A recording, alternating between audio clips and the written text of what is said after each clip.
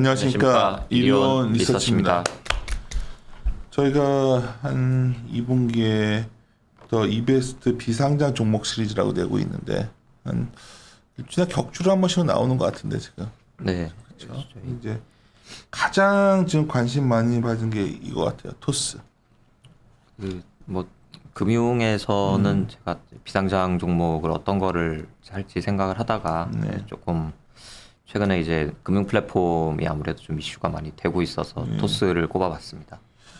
그래서 이거는 뭐 유통시장 종목이 아니어서 많은 분들이 이거 의아했으면 꼭 좀 들어보시면 좋겠고, 이게 여러 가지와 연동돼요. 첫째는 최근에 여러 가지 이슈가 되고 있는 플랫폼 기업들의 금융시장 진출, 그걸 어떻게 밸류에이션 할 것인가, 그런 고민들. 생각보다 토스의 증권 계좌가 꽤 많잖아요. 네. 이게 진짜 시장을 어떻게 잠식해가고 있는가, 뭐 이런 부분들.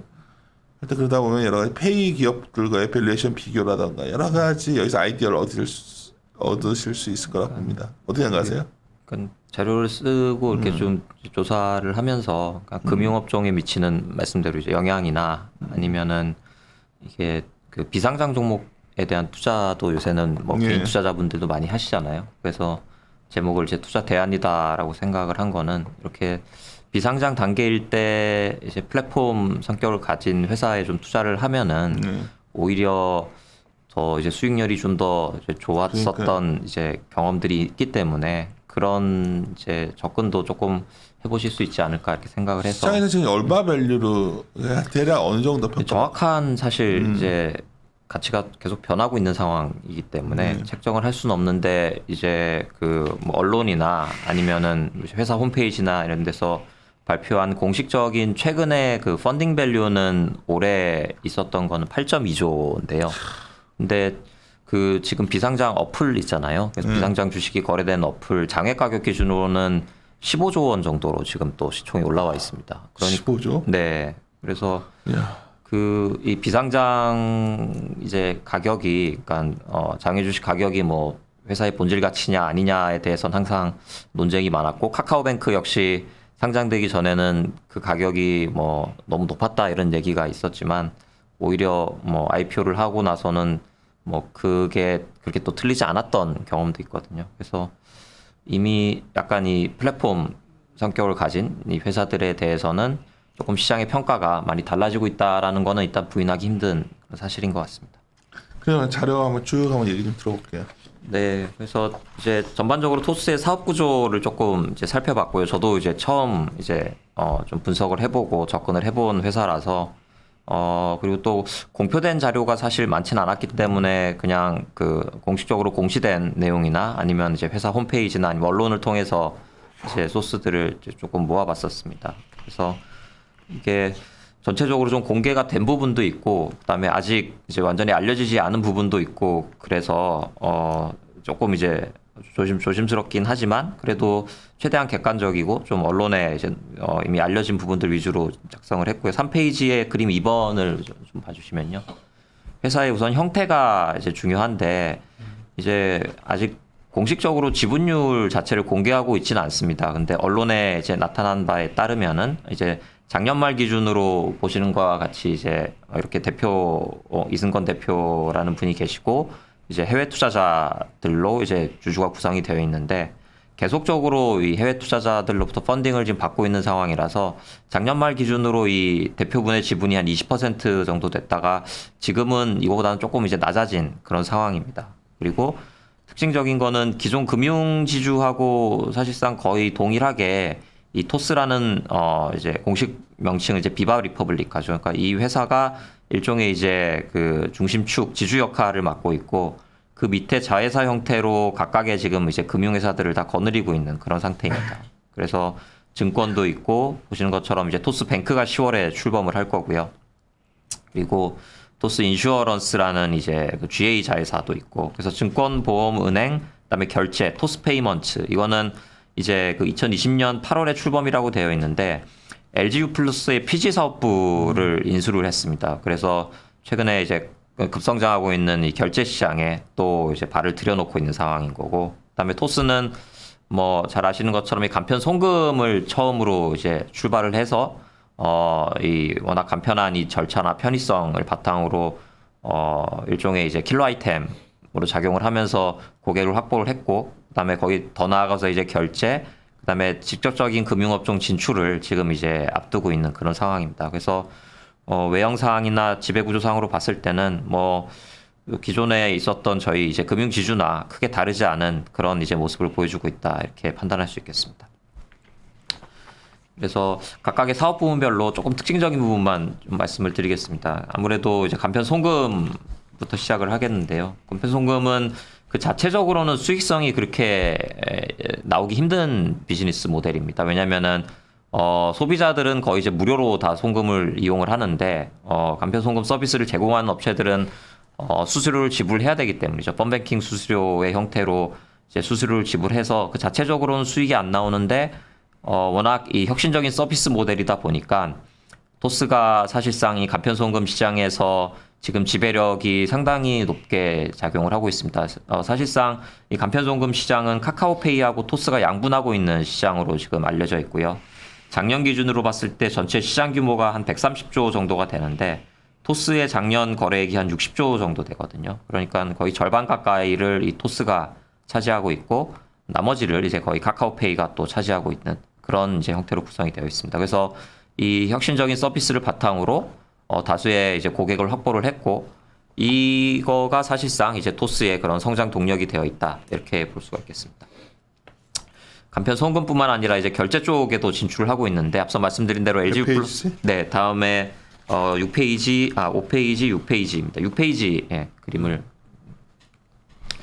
간편 결제도 기본적으로는 송금하고 마찬가지로 그 자체적인 수익성이 그렇게 크진 않습니다. 왜냐면은 이 간편 결제도 거의 이제 이제 소비자들 입장에서는 여기 비용을 지불한다라고 저희가 느끼진 않잖아요. 이게 기본적으로는 카드 수수료나 아니면 피지사들이 이제 가져가는 피지 수수료의 일부를 이제 가져가는 형태고 이것도 정확한 이제 수수료율은 알려져 있진 않지만 거의 이제 0.1%가 채 안 되는 이제 요율이거든요. 그래서 이거 역시 이제 수익성은 높진 않은데 문제는 저희 금융 소비자들도 그렇지만 급속적으로 이 간편 결제 시장이 지금 커지고 있다라는 거죠. 그래서 작년에 연간으로 봤을 때 시장 사이즈가 한 160조 정도 되는 걸로 이렇게 추산이 되는데 여기서 간편 결제 시장에서의 최강자는 네이버페이로 이제 알려져 있고 거의 점유율이 한 30-40% 가까이 되는 걸로 공식적인 집계는 안 나오기 때문에 그렇게 알려져 있고 이 시장에 뛰어들기 위해서 이제 토스도 LG U+의 피지 사업부를 인수를 해서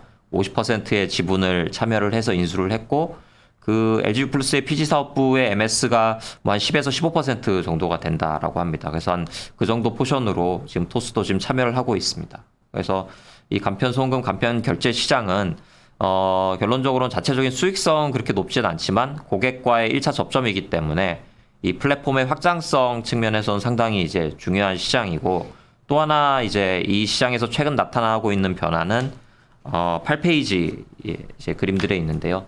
원래 이 결제 시장이 한국은 신용카드가 절대적인 비중을 차지하는 시장이었는데 이 간편 결제 비중이 높아지고 간편 결제의 그 특성상 신용카드 베이스도 있지만 자체적인 선불 계좌를 활용할 때 좀 더 많은 혜택도 주고 하면서 그 선불 형태의 그 지불 수단 비중이 지금 더 높아지고 있는 상황입니다, 사실.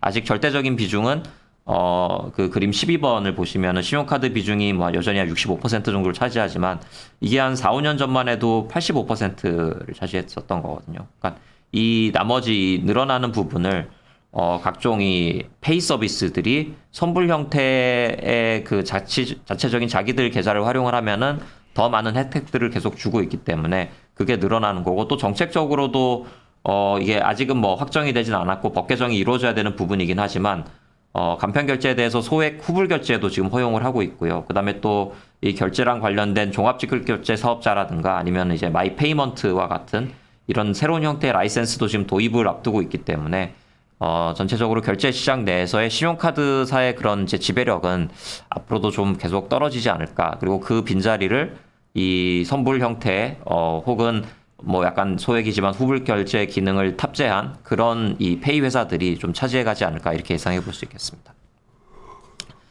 그리고 다음에 이제 토스가 사업하고 있는 부분이고 또 최근에 이제 좀 가장 언론에 많이 노출되고 있는 부분 토스뱅크고요.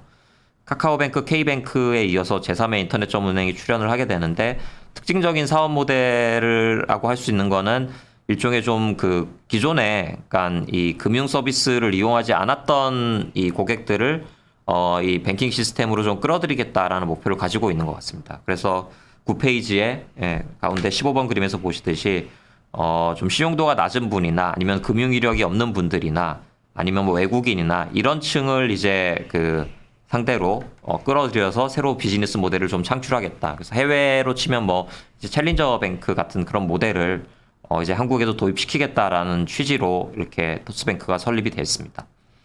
그래서 11페이지 표 3번인데요. 중금리 대출을 적극적으로 취급하겠다라는 이제 포부를 밝히고 있습니다. 그래서 금융당국이 인터넷뱅크에 대해서 중금리 대출을 좀 의무적으로 늘려라라는 주문을 해온 상태인데 토스뱅크는 자체적으로 그 이제 목표 비중을 K뱅크나 카카오뱅크에 비해서도 높게 설정을 하고 있습니다. 그래서 올해 같은 경우도 카카오 K가 한 20%대 초반이지만 토스는 35% 정도의 중금리 대출 비중을 취급하려고 하고 있고 이게 가능하다라고 토스에서 이제 말을 하는 부분은 자체적인 그 다수의 확보된 고객을 바탕으로 자체적인 신용평가 시스템이 어느 정도 좀 지금 확립이 된 상태니까 더 높은 대출 금리를 제시하면서도 안정적인 대손 관리가 가능하다라는 생각을 하고 있는 것 같아요. 그래서 이건 아직 뭐 검증받지는 않은 부분이라서 이 모델이 이제 성공할지 아닐지는 좀 지켜봐야 되겠지만 어쨌든 상당히 좀 공격적인 그런 이제 목표를 설정을 하고 있습니다. 중금리 대출을 많이 하면 아무래도 신용이 이렇게 좋지 않은 분들한테 많이 나가야 되는 거잖아요. 네, 그래서 금리 수준 자체는 높으니까 은행이 이제 높은 이제 마진은 가져갈 수는 있는데 그런데도 그렇게 하는 거는 리스크가 있어서. 따르다는 거죠. 그리고 그 사실 뭐 예전에는 좀 이런 공격적인 이제 그 대출을 하다가 좀 이제 좀 부실이 많이 났던 그런 경험들도 있어서 사실 이게 뭐 검증됐다라고 보긴 아직은 조금 이른 모델인 것 같고요. 근데 다만 이제 이 워낙 뭐 2천만에 달하는 어쨌든 이 가입 고객을 확보하고 있는 이 플랫폼이다 보니 그 데이터를 바탕으로 뭔가 좀 차별적인 신용평가 모델을 지금 구축하고 있다라고 밝히고 있어서 그게 성공할지 않을지를 조금 지켜봐야 되는 그런 상황이라고 판단하고 있습니다. 근데 만약에 정말 근데 안정적으로 대손 관리가 이루어진다라고 하면은 상당히 뭐 혁신적인 모델이다라고 이렇게 볼 수는 있습니다.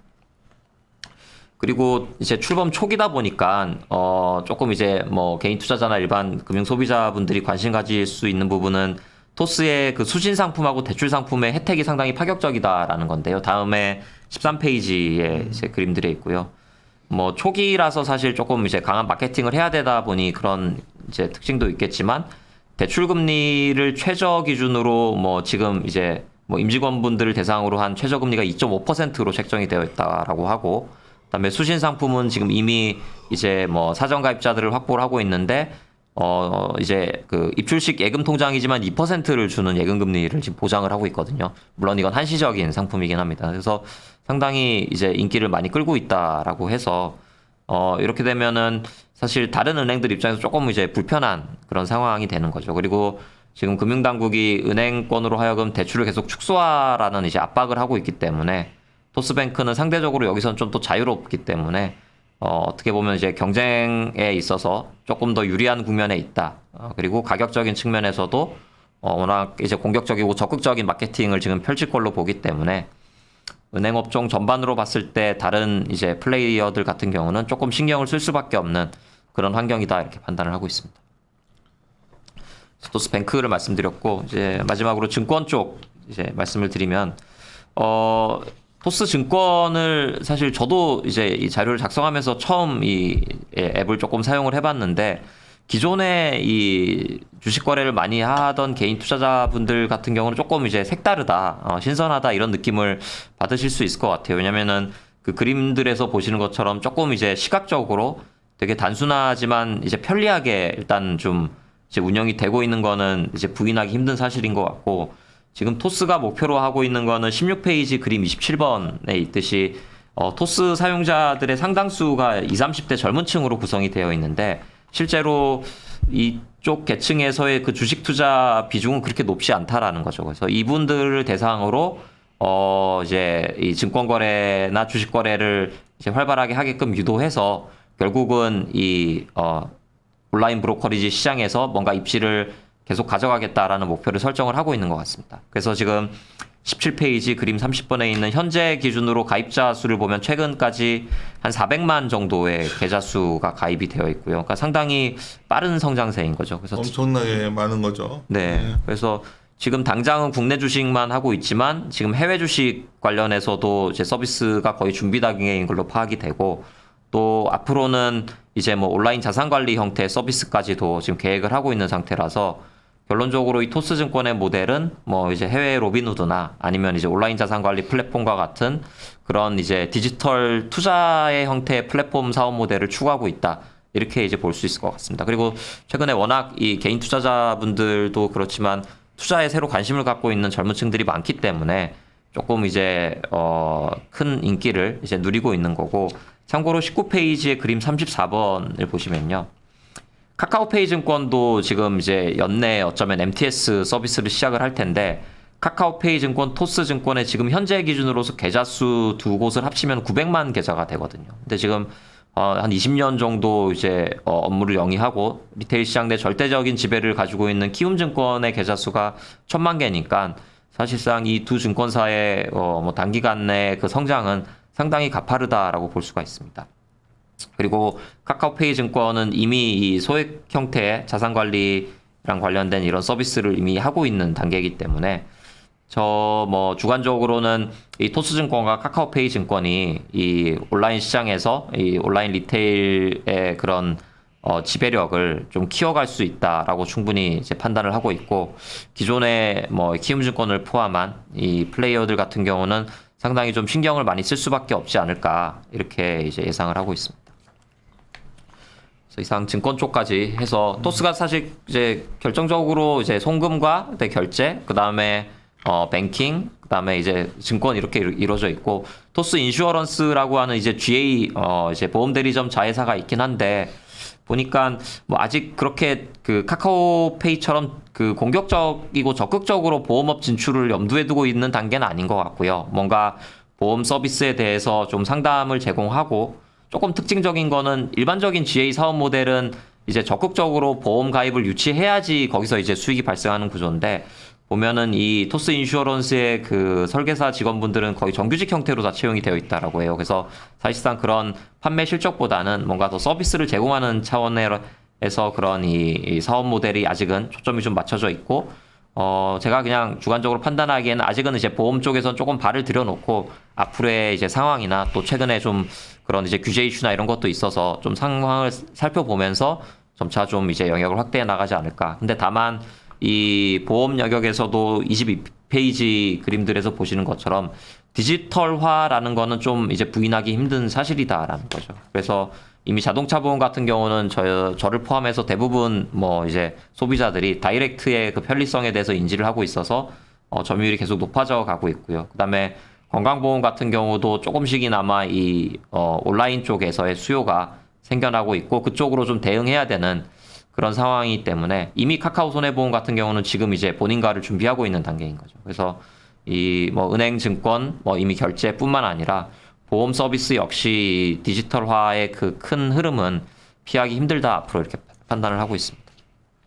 네, 그래서 이상으로 토스의 전반적인 사업 구조에 대해서 살펴봤는데 다시 정리하면은 직접적인 금융업 진출을 지금 상당히 좀 공격적이고 활발하게 추진하고 있다 이렇게 볼 수 있고 갖고 있는 그 고객 기반 자체는 이미 이제 한 2천만 정도 이상이 되니까 상당히 높은 고객 베이스를 디지털 형태로 지금 확보하고 있고 특히 젊은 층을 중심으로 이제 높은 이 지배력을 지금 키워가고 있다 이렇게 정리할 수 있겠습니다.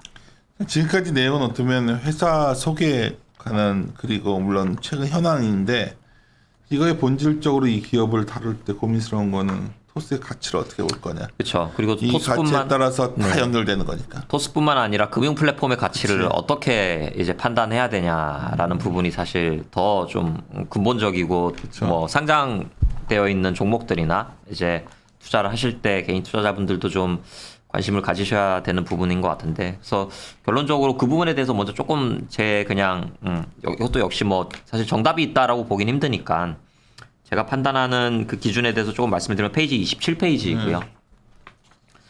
그렇습니다. 그러니까 저희 전통적으로 뭐 금융회사들을 뭐 분석했던 저 같은 이제 입장이나 아니면 이제 오랫동안 금융주에 투자해왔던 기관 투자자분들이나 개인 투자자분들 같은 경우는 금융회사의 가치의 본질은 자본에서 출발한다라는 거는 이제 공통적으로 이제 이견이 없는 부분이죠. 왜냐하면 자본이 안정적으로 증가를 할 수 있고 그 자본이 효율적으로 활용이 돼야지 이제 높은 밸류에이션을 부여할 수 있기 때문인 거고, 또 근본적으로 금융업이라는 게 자본의 그런 이제 변동 위험을 내재하고 비즈니스를 영위하는 구조이기 때문에 전통적인 금융주의 가치 평가 요인은 이 여기 그림에서 보시는 것처럼 뭐 이제 ROE, PBR로 대표되는 밸류에이션인데, 자본의 적정성이나 건전성, 그다음에 뭐 이익의 안정성, 이런 걸로 이제 평가를 하게 됩니다. 그리고 또 동일한 형태의 이제 수익성을 창출한다라고 하면은 이 금융회사가 얼마나 이 안정된 지배 구조를 가지고 있고 어떠한 경쟁 환경에 놓여져 있고, 그다음에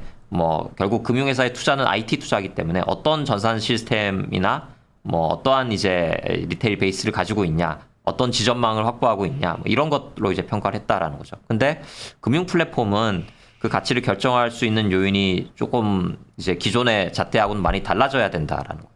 그래서 당장의 외형이나 수익성이 중요한 게 아니라 플랫폼 비즈니스라고 하는 건 얼마나 많은 참여자들이 그 플랫폼을 활용을 하고 또 그 플랫폼의 지배력이 커지냐에 따라서 이 플랫폼의 가치가 결정된다라고 보면은, 결국은 확보하고 있는 데이터의 양이나 질, 그다음에 트래픽으로 대표되는 MAU, 그리고 디지털 채널의 경쟁력, 이런 거가 근본적인 가치 결정 요인이다라는 거죠. 그리고 또 밸류에이션 툴도 금융회사의 그 틀은 가지고 있지만 ROE, PBR과 같은 그런 이제 부분보다는 뭐 지금의 당장은 이익이 나지 않더라도 매출이 급성장하는, 결국은 이제 PSR이나 아니면은 설사 매출이 이제 미미하더라도 가입자가 급격하게 증가하는 그런 단계에 있다라면 높은 밸류에이션이 충분히 정당화될 수 있다라는 게 이 금융 플랫폼의 가치를 결정하는 요인이 아닌가라는 생각입니다. 그리고 또 특징적인 부분은 자체적으로 자본 위험을 인수할 필요가 없기 때문에 이 자본의 사이즈는 그렇게 중요하지 않다. 그러니까 얼마든지 이 플랫폼의 확장성이 담보되는 상황이라면은 외부 펀딩을 충분히 받아서 그거를 늘리는 거는 크게 문제가 아닌다라는 거고, 오히려 더 중요한 거는 이 플랫폼의 지금 인지도나 지배력이 커지고 있냐 아니고 있냐, 그리고 또 얼마나 더 그 독점력이 강화되고 있냐, 그리고 또 얼마나 더 그 발달된 핀테크 기술이 접합되어 있냐, 이런 부분들이 금융 플랫폼의 가치를 결정하는 요인이다라고 판단을 하고 있습니다. 그래서 이러한 기준을 가지고 이제 토스나 지금 아니면 다른 이제 플랫폼 성격의 회사들의 가치를 어떻게 평가할 수 있는지에 대해서 28페이지, 29페이지에 좀 고민을 이제 담아봤습니다. 그래서 쭉 그냥 바로 말씀을 드릴까요? 네. 네. 그래서 28페이지는 저희가 이제 카카오뱅크 자료를 썼을 때도 이제 차용했던 사실 방식이긴 한데, 플랫폼의 가치가 결국 이제 데이터 트래픽에서 나오고 이제 MAU가 그러니까 얼마나 활성화된 고객들이 이걸 많이 사용하고 있냐가 그 가치 산정의 기준이다라고 하면은, 그 이제 MAU 멀티플을 가지고 이 회사의 가치를 평가해 보자라는 것이죠. 그래서 지금 토스 같은 경우는 이제 활성 이용자 수가 1,100만 정도를 기록을 하고 있는데, 그 기준으로 봤을 때 다른 이제 그 유사한 형태의 그 플랫폼 비즈니스를 지금 추구한다라고 하는 네이버페이나 카카오페이나 아니면 카카오뱅크나 아니면 혹은 기존의 전통 금융주지만 이들의 MAU를 가지고 평가한 평가 가치를 기준으로 멀티플을 계산하고 그거를 토스에 적용하면은 어느 정도의 가치를 산출할 수 있을지를 이제 평가를 해본 겁니다. 그래서 그 표 20번에서 보시는 것처럼 단순하게 뭐 네이버페이나 카카오페이의 그 멀티플만을 적용을 하면은 평가 가치는 사실 뭐 10조 원 정도 수준으로 평가가 되는데, 카카오뱅크나 KB신한과 같은 기존 이 은행 지주나 아니면 뱅킹 비즈니스를 포함하고 있는 그런 플랫폼 회사의 멀티플을 적용하면은 평가 가치가 20조 원 이상으로 나온다라는 거죠. 근데 토스는 지금 현재 기준으로서의 이 MAU나 사업 모델은 토스뱅크가 포함이 되어 있지 않지만, 지금 증권과 뱅킹이 올해부터 시작해서 지금 뭐 일종의 차기 성장 동력으로 지금 작용을 할 수 있기 때문에 그 부분을 감안하면 저는 뭐 좀 공격적인 가정이긴 하지만 카카오뱅크나 이제 뭐 일반 은행 지주와 동일한 사실 이 MAU 멀티플을 적용한다라고 할 때는 20조 원 이상의 가치도 부여받을 수 있지 않을까, 이렇게 이제 판단을 하고 있는 부분입니다. 사실 토스도 돈을 못 벌고 있잖아요. 지금. 네, 돈을 못 벌고 그치. 있기 매출 때문에. 느는 그걸 보고서 하는 거니까. 근데 실적을 간단하게만 조금 네. 포인트를 말씀드리면 24페이지에 토스 실적을 제가 실어봤고요. 이미 뭐 그래도 이제 공시를 하고 있기 때문에 공시된 이제 내용을 가지고 이제 정리를 해본 건데 비용을 워낙 공격적으로 집행을 하다 보니까 지금 이익이 안 나오고 있고 영업 적자를 기록을 하고 있는 상황입니다. 근데 이 플랫폼 회사들의 가치는 뭐 적절하냐 안 하냐를 따지지는 않고 이건 논의의 별개로 하고 가장 뭐 이제 그래도 투자자분들이 초점을 보는 게 매출이 얼마나 빨리 증가하냐라는 걸 보고 있거든요. 근데 그러한 측면에서만 본다면은 토스의 실적도 상당히 고무적이다라고 볼 수는 있습니다. 그래서 표에서 보시듯이 그 별도 매출 기준으로도 최근 한 3년 정도 평균 한 100% 이상의 매출 증가율을 계속 기록을 하고 있고 2020년 들어서는 연결자회사로 토스 페이먼트가 붙으면서 나타난 일종의 좀 이제 현상이긴 하지만 매출 규모는 어쨌든 이제 급증한 그런 모습을 보여주고 있거든요. 그래서 상당히 가파른 매출 증가가 나타나고 있고 이러한 그 평가 방식을 차용을 해서 사실 카카오페이가 이 공모가 산정의 이러한 형태의 PSR을 활용을 했거든요. 그래서 그거에 대해서 조금 더 이제 말씀을 드리면 30페이지의 표 21번이고요.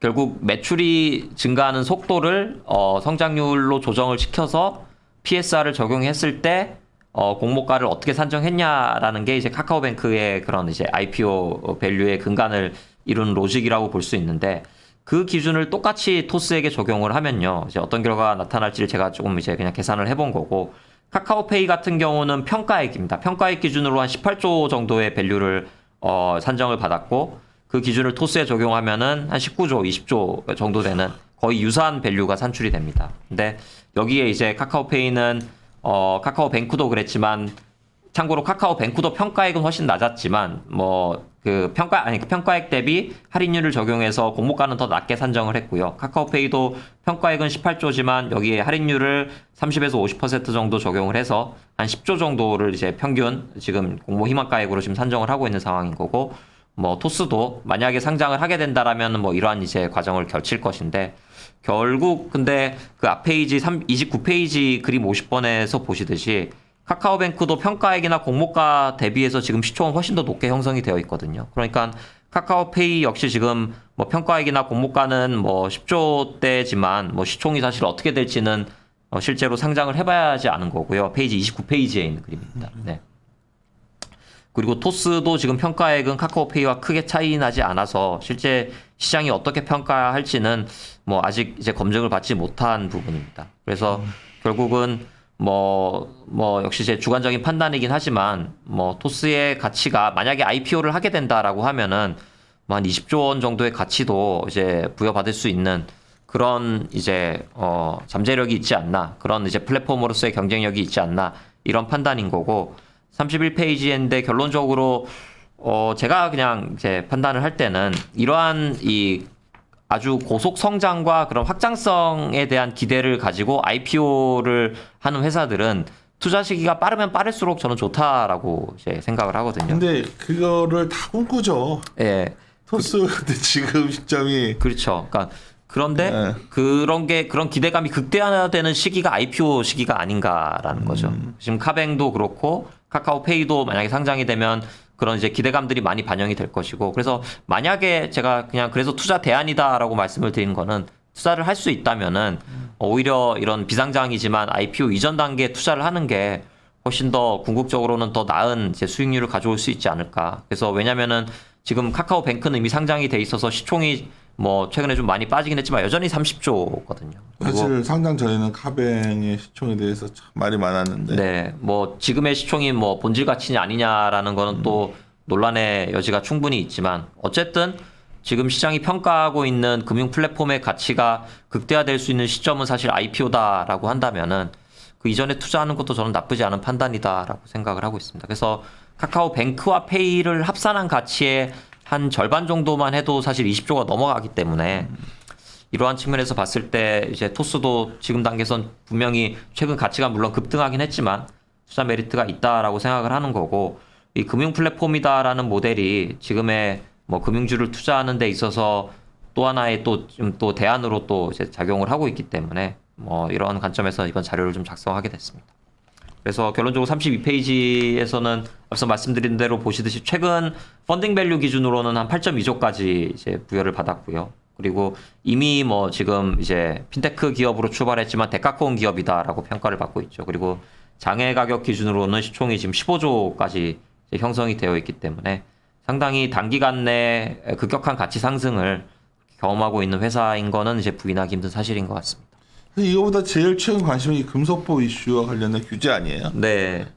이것도 해당이 되는 거잖아요. 되죠. 그리고 또 토스 역시 이제 금융 플랫폼이기 때문에 이러한 이제 규제에서 자유롭지 않다라고 이제 생각을 하고 있고, 그리고 지난번에 저희 녹화할 때 이제 카카오 관련해서 성 팀장님과 같이 말씀드리긴 했지만 이 금융 정책의 기조 자체가 뭐 최근 길게 보면 뭐 한 3, 4년, 4, 5년 정도 동안 핀테크와 뭐 빅테크와 인터넷 뱅크를 계속 이제 지원해주는 입장이었다면 작년 말 올해부터 조금 그런 기류가 나타나기 시작했는데 최근 들어서는 약간 이제 기울어진 운동장을 좀 평평하게 하자, 그리고 또 동일한 이 서비스를 제공하는 동일 기능에 대해서는 동일 규제를 하자라는 이제 입장으로 완전히 선회를 한 상태인 거죠. 그러다 보니까 과도한 좀 이제 혜택이나 규제 차익이 있었던 이런 플랫폼 비즈니스에 대해서 금융당국의 시선이 최근 크게 달라졌다라고 이제 볼 수 있는 거고, 이게 뭐 토스를 비롯한 이제 전체적인 금융 플랫폼 사업을 영위하는 사업자들에게는 일단은 지금 부정적으로 작용하고 있는 건 사실이고,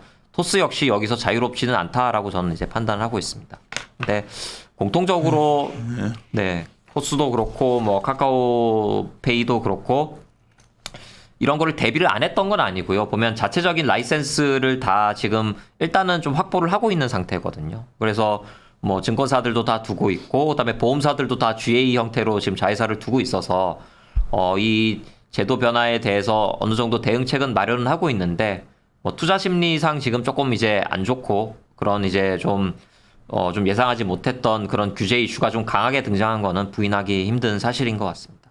그래서 그런 측면에서 이 플랫폼 투자를 하실 때 좀 이제 같이 살펴봐야 되는 부분은 맞고, 근데 제가 그냥 또 개인적으로 판단하기에는 그렇다고 해서 이 금융의 플랫폼 하나 디지털화가 그 방향성 자체가 완전히 틀어질 것이냐라고 하면 저는 그거는 아니다라고 생각을 하거든요. 디지털화가 이제 제가 이제 요새 고민하는 거는 뭐냐면 어떻게 했던 간에 규제 이전에 코로나 때문에 규제를 안 하다 보니까 글로벌하게 보면은 이런 소위 플랫폼 기업들이 과도하게 네. 시장에서 마켓 전체 캡에서 보면 시장에서 네. 보면 비중이 너무 늘 맞습니다. 높아져. 우리나라뿐만 아니라 소수 네. 집중화 돼버렸다. 컨센트레이션 해버려가지고. 그게 최근에 사실 규제 강도가 더 강하게 나온 배경이기도 당연히 하고요. 그 배경이 그거다 보니까 이게 쉽게 멈추지 않는 거지. 근데 맞습니다. 그렇게 컨센트레이션 됐다는 거는 굉장히 밸류가 좀 높게 와 있다는 거기 때문에. 맞습니다. 예. 그래서 예. 충분히 디지털의 미래인 건 알겠는데 너무 땡겨온 거 아니냐는. 맞습니다. 저도 충분히 동의하고, 이게 사실 뭐 정답이 없기 때문에 앞서거니 뒤서거니 하는 이런 이제 스텝을 밟아갈 거라고 생각을 하는데, 지금까지 너무 달려왔던 이 디지털화나 플랫폼에 대한 쏠림이 이제는 지금은 이제 조금 이제 억제되고 제어되고, 특히 말씀대로 규제 타겟팅이 과도한 확장과 뭐 독점화에 대한 지금 견제에 맞춰져 있기 때문에 이거에 대해서 뭐 쉽게 이제 금융정책의 기조가 바뀌진 않을 거잖아요, 당분간. 그래서 지금부터는 또 좀 그런 제 상황이 전개될 것이고, 근데 그렇다라고 해도 또 사업의 또 이제 본질 자체는 계속적으로 또 이쪽도 영역을 키워갈 것이기 때문에 그런 이제 좀 그 앞서거니 뒤서거니 하는 그런 정책과 이 산업 구조의 방향성이 앞으로도 계속 전개되지 않을까 이렇게 판단하고 있습니다. 지금 마음의 36페이지 마이데이터 사업도 사실 많은 회사들이 이거 네, 고민하다가 하고 있고, 이거 역시 사실 논란의 중심에 있는 비즈니스 맞아요. 모델이고요. 그러니까 데이터를 서로 공유해야 되는데 그럼 어디까지 내가 내주고 이게 내가 받을 것이냐. 그냥 참여한 회사들은 이제 굉장히 적극적으로 아마 여러 가지 요구를 할 것 같고. 그 기존 금융권들 같은 경우는 사실 상당히 소극적일 수밖에 없고, 그러니까. 네. 근데 지금 새로 금융 데이터가 필요한 뭐 테크핀이나 아니면은 기타 비금융업 회사들 같은 경우는 상당히 적극적으로 지금 환호하고 있는 상황인 건데, 사실 이거 역시 공정한 경쟁이 그럼 뭐냐에 대해서는 논란의 여지가 많은 것이죠. 그래서 실제로 원래 지금쯤 이게 출범이 됐어야 되는데 내년으로 또 스케줄이 또 딜레이 된 상황이거든요. 근데 뭐 모르겠습니다. 이것도 뭐 궁극적으로 어떻게 될지 모르겠지만, 만약에 금융당국이 처음에 이거를 이제 고안했던 그 배경 자체는 38페이지, 39페이지에 있는 그림들인데 결국은 이거를 다 이제 쉐어를 하고 그다음에 이제 기존의 자산 관리 서비스 같은 거를 뭐 이제 자산 규모가 적거나 일반 대중들에게도 좀 확대시키자 이런 취지로 이걸 도입을 한 거기 때문에 그게 만약에 된다라고 하면은 이제 테크핀 회사들에게 긍정적이겠지만 지금과 같이 좀 규제 이슈가 좀 강화되면은 사실 조금 뭐 반쪽짜리 그런 이제 성과로 좀 남을 가능성도 있어서 좀 사업의 방향성을 지켜봐야 되는 그런 단계에 있다라고 평가할 수 있을 것 같습니다. 이 자료가 제가 오늘 뭐 추석 전에 녹음을 급하게 하려고 했던 이유는 이게 좀 자료 짧은 시간 저희가 녹음만 가지고는 과연 이거의 의미를 얼마나 아실지 모르겠어서 자료를 봤으면 좋겠어요. 자료를 정리를 잘 해놨으니까 자료를 프린트 하셔가지고 쭉 보시면서 개념들을 좀 이해하시고 전체적으로 시장이 어떤 식으로 재편되고 있는 것을 이해하신다면 금융주 전반에 대해서 약간 좀 여러 가지 아이디어가 떠오르실 거거든요. 네, 저도 이렇게 하면서 아이디어를 많이 얻을 수 있었고 앞으로도 그쵸. 계속 좀 더 팔로우업을 하면은 또 좀 추가적인 힌트를 많이 얻을 수 있지 않을까. 특히 또 레터님 말씀하신 그런 정책적인 이슈가 상당히 키이기 때문에 지금은 그런 부분에 대해서도 계속 뉴스를 좀 면밀히 팔로우하면서 이제 전체적인 금융주나 아니면 금융 플랫폼이나 이제 투자 판단에 도움이 될 수 있지 내 않을까. 생각엔 네, 규제가 더 빡세게 들어갈 거예요. 네, 그럴 수 있을 것 같아요. 지금의 그러니까 상황이 네. 그냥 지금 규제가 없는 상태에서 밸류를 확 당겨놨는데 규제를 강하게 들어가면 내가 봤을 때 지금 제일 고민스러운 사람들이 카카오 근무자들일 것 같아요. 그 사람들도 머리 아프고 사실은 토스에 계신 분들도 좀 시장 뭐 이거 야 이렇게 뭐 우리가 하기만 하면 되네 하는 생각 갖다가 좀 약간 고민스러운 그러니까 시점. 이거 보면 참 그 정책의 이 그러니까. 방향성과 기존은 영원할 수 없다라는 거를 다시 한번 내가 좀 최근에 느끼게 이제 되는 것 뭐 같고. 글 쓰는 게 있어가지고 우리가 항상 투기꾼으로 비판받는 어디 뭐 유튜브 채널 가서 그 얘기하다 왔는데 그냥 소로스와 그 마크 티어러라고 소로스와 그 버핏을 이제 비교한 책이 있는데 그 읽다가 이제 소로스가 관심이 많이 가서 소로스라고 그 책 보다 보면 소로스가 굉장히 정책에 대해 관심이 많았더라고. 그러니까 근데 그래서 그걸 갖고서 다 바라보다 보니까 특히 금융의 변화, 뭐 규제를 열었다가 줄였다 이때를 굉장히 그 사람이 공격적으로 포지션 업을 해가지고 공격했던 시기인데 그러면서 바라보니까 야 이게 간단한 이슈가 아니더라고요. 약간 뭐 예. 금융 규제라는 게 뭐 전문도 잘 아시지만 항상 이 비단 이 플랫폼과 관련된 규제 이슈뿐만 아니라 전체적인 이 금융의 규제는 뭐 역사적으로 항상 이 변화의 큰 흐름들을 많이 겪어왔던 거죠. 그래서 미국도 사실 규제가, 민주당 워런 같은 사람들이 굉장히 규제에 찬성적인데 네. 이게 언젠가는 이 사람들이 더 폭발적으로 나올 것 같아서 그러니까 규제가 뭐 미국도 전체적으로 뭐 전 트럼프 정부 때 뭐 완화된다라고 또 했다가 또 뭐 이전에 또 강화됐다가 또 이런 흐름들이 항상 또 이 금융회사들의 가치 평가에 영향을 크게 미쳤던 부분이고 뭐 상장된 금융주들뿐만 아니라 이 금융 플랫폼 회사들도 앞으로 그런 이제 방향성에서 좀 자유롭긴 힘들다 이렇게 평가를 하고 있고 근데 저 개인적인 생각은 다만 그러니까 어차피 장기 투자를 조금 해야 된다라고 하면은 뭐 이러한 나도 이제 그 찬성이에요. 과정 역시 좀 필연적으로 좀 겪을 수밖에 없는 오히려 그런, 나는 네. 이번에 근데 그건 있어요. 제가 최근 고민하는 주제니까 빨리 마무리해야 되는데 자꾸 말이 네. 길어지네. 규제라는 걸 보다 보니까 그 중심에 이쪽이 있고